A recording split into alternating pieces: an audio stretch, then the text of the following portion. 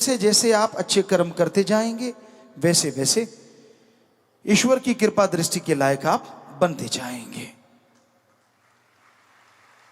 और प्रभु की कृपा, राम, ईश्वर, वाहिगुरु, अल्लाह, गॉड, ओम, हरि की कृपा जब इंसान पे होती है तो उसका अंत्यकरण पवित्र हो जाता है, अंदर सुरूर आता है, चेहरे पे नूर आता है।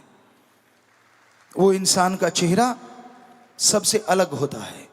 उस चेहरे में एक आभा होती है, एक नूर होता है जो किसी के मिलाने से मिलता नहीं। आप इस कलयुग में लोगों का चेहरा देखिए, यूं लगता है जैसे खेस दरी में सलवट पड़ गई हो, यूं लगता है जैसे बल्ब फ्यूज हो गया हो। वजह क्या है? गम, दुख, दर्द, चिंता, परेशानियां, बुरे कर्म और संचित कर्म, जन्मों जन्मों के पाप कर्म। कई बार आप कह देते हैं कि इस जिंदगी में मैंने कोई गलत काम नहीं किया, पर फिर भी मेरी तरक्की नहीं हो रही, मुझे फायदा नहीं हो रहा। क्यों? मैंने कोई गलत कर्म नहीं किया।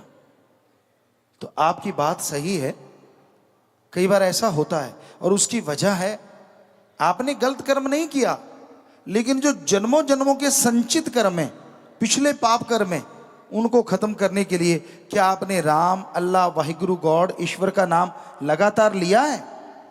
अगर नहीं लिया तो वो पिछले कर्म आके आपके काम धंधे में बाधा बन जाती है और आप सोने को भी हाथ लगाते हैं तो राख हो जाता है। ये वजह है और कोई भूत प्रेत नहीं है। तो आप बस राम का नाम जप लो, 15 मिनट सुबह, 15 मिनट शाम को, वो कर्म बाधा दूर हो जाएगी और आपकी तरक्की दिन दुगनी रात चौगनी होती चली जाएगी, होती चली जाएगी। हमने 6 करोड़ लोगों के साथ ऐसा करके देखा, उनको बताया, और ये सच है, जिन्होंने राम का नाम जपा उनकी परेशानियां, चिंता, दुख, दर्द, तकलीफें दूर होती चली गई। हाथ कंगन को वारसी क्या और पढ़े लिखे को फारसी क्या।